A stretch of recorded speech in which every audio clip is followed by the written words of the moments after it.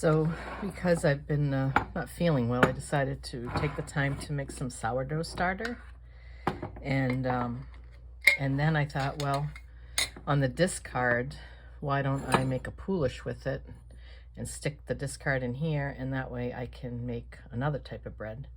So I've been working on making some sourdough for sourdough bread, and then one for a rye bread that I want to try. And then for my regular focaccia and ciabattas, I like to have a Poolish already going. So I'm just going to take the discards, put it in the bigger container, add a bunch of flour and water, and then use this for my bread for tomorrow. And these I'm continuing to feed because they're only on day 4 or 5. So let's get started.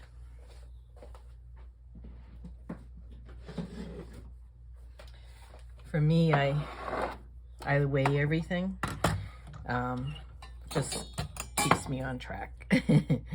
So basically what I want to do is just take most of this out and pour it in here. And it's quite active. And then I leave about 1/4 cup in there. So I'm going to put that down, tear my scale. I'm just using an organic all-purpose flour. And I'm just going to add 50 grams of flour back into my starter and 50 grams of water. And that seems to work pretty well. So I got my 50 right on the button. And while I have one out, I am just going to do the same thing here and dump a bunch of this out. Leave some in, tear it, and then add my 50 grams of flour back into this one.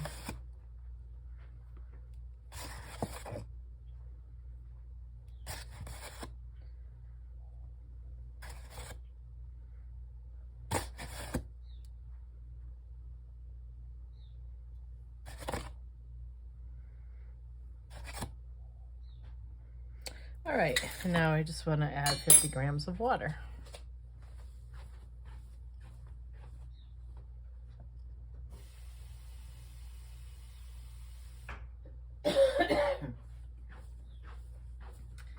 All right, and I'll tear it again and then add my 50 grams of water.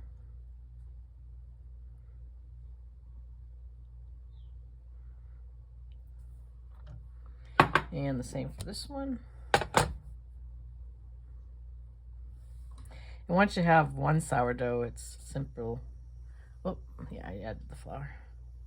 Simple to just have as many going as you want. And then I just use the discards to make other bread. So once you have that in there, basically you're just going to stir it up. It's kind of like thick pancakey batter. If it looks like it needs a little bit more water, then I add that. I know that I do like to start things off in a measure, but I also go by how things look. And that's important to me because I'm not going to taste this stuff, but I can definitely see what it's supposed to look like, and that's good. And then basically after you get these ready, these are just going to put a lid on it. I just don't tighten the lid all the way, and then I just put it in my pantry and do the same thing tomorrow. But what I'm going to do with this one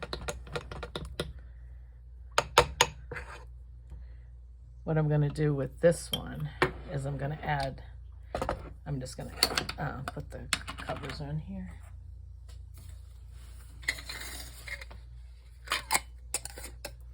I just cover them slightly, and that's it.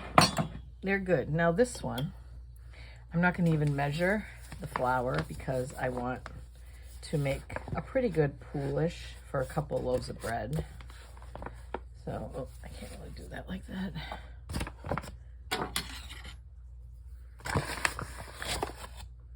So I'm just going to add my flour, because all of that needs a lot of flour to feed on. And if I'm going to make a bread, I would like at least a good cup or 2 of Poolish. If I'm making more than 1 loaf, obviously.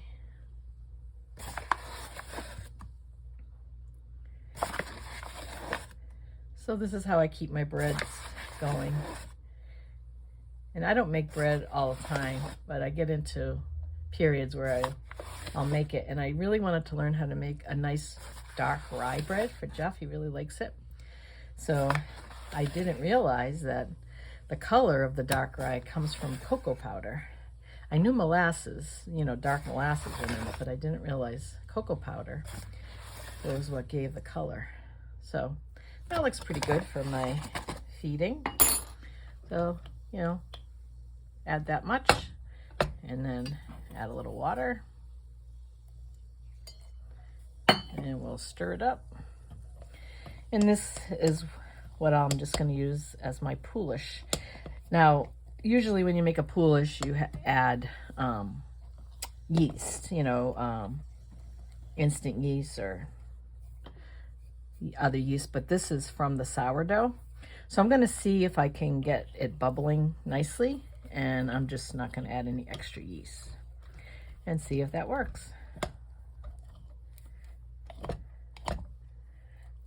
This is a little dry. Let me see if I can incorporate it a little bit more.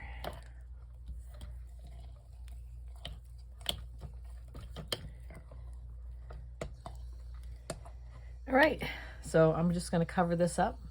I'm going to leave this one on the counter, and tomorrow we'll make some bread. I'm going to try the rye bread with this Poolish. See you then. Thanks for watching. Please subscribe. It really helps my channel and it helps me to bring you videos that you can learn, hopefully, something from. Hope you have a great day. God bless. Bye now.